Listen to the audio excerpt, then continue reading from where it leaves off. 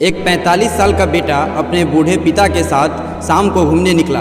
बेटे ने सोचा अब घर से बाहर आए ही हैं तो क्यों न किसी अच्छे रेस्टोरेंट में पिताजी को खाना भी खिला दूं। दोनों बाप और बेटा एक बड़े से अच्छे रेस्टोरेंट में जाते हैं। पिता इतना बूढ़ा है कि बेटा उन्हें हाथ पकड़कर रेस्टोरेंट के अंदर ले आता है। बाप ये देखकर बहुत खुश होता है कि बेटा उसे उसके साथ अपने पसंदीदा रेस्टोरेंट में लेकर आया है। किसी वक्त बाप इसी रेस्टोरेंट में अपनी पत्नी और बच्चों के साथ खाना खाने आता था। बाप खुशी में अपने बेटे को बताता है कि ये वही रेस्टोरेंट है जहां मैं तुम्हें और तुम्हारी मां को लेकर आता था।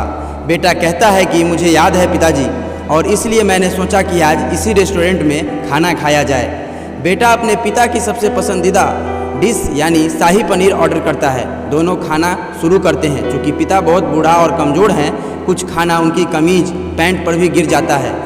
ये देखकर रेस्टोरेंट में बैठे सभी लोग उस बूढ़े पिता को घूरने लगते हैं। सभी सोचते हैं कि इसे खाना भी नहीं आता, लेकिन उस बूढ़े बाप के बेटे को कोई फर्क नहीं पड़ता। बेटा बड़े आराम से अपना खाना खाता है और अपने पिता के खाने का इंतजार करता है। जब पिता अपना खाना खत्म करता है तो बेटा बड़े आराम से अपने पिता का हाथ पकड़कर उसे वॉशरूम ले जाता है और कपड़े पर लगे दाग को खुद साफ करता है। दाग साफ करने के बाद बेटा पिता के बालों में कंघी फेरता है और उनकी आंखों पर उनके चश्मे लगाता है। जब दोनों वॉशरूम से बाहर आते हैं तो रेस्टोरेंट में बैठे सभी लोग उन्हें घूरते हैं और कैसे उस लड़के के पिता ने अपने बेटे के रेस्टोरेंट में मजाक बना दिया। बेटा बिना किसी की परवाह किए बिना बिल पे करता है और बिल देने के बाद जब दोनों रेस्टोरेंट से बाहर जाने लगते हैं तब एक बूढ़ा व्यक्ति उस लड़के के पीठ पे हाथ रखता है और कहता है, सुनो, तुम्हें नहीं लगता कि तुमने इस रेस्टोरेंट में कुछ छोड़ दिया? बेटा इधर उधर देखता है और कहता है, नहीं सर, मैंने कुछ नहीं छोड़ा। वो बूढ़ा इंसान फिर बोलता है, नहीं, तुम इस रेस्टोरेंट में कुछ छोड़ कर जा रहे हो, और वो है इस रेस्टोरेंट में बैठे लोग के लिए एक सीख। बेटा तुम यहाँ बैठे हर एक बेटे के लिए एक सीख छोड़ कर जा रहे हो और हर एक पिता के लिए एक उम्मीद।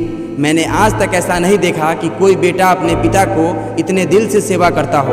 अपने पिता की जैसे तुमने सेवा की वो देखकर मेरी आंखें नम हो गई और तुमने मेरे अंदर एक उम्मीद जगाई है। शायद मेरा बेटा भी इसी तरह मेरा सेवा करे। धन्य है तुम्हारे माँ बाप जिन्होंने तुम्हें इतने अच्छे संस्कार दिए। बेटा तुम जिंदगी में खूब तरक्की करो और हमेशा खुश रहो। एक बूढ़े आदमी ने उस बेटे को आशीर्वाद दिया और अपनी जगह पर बैठ गया।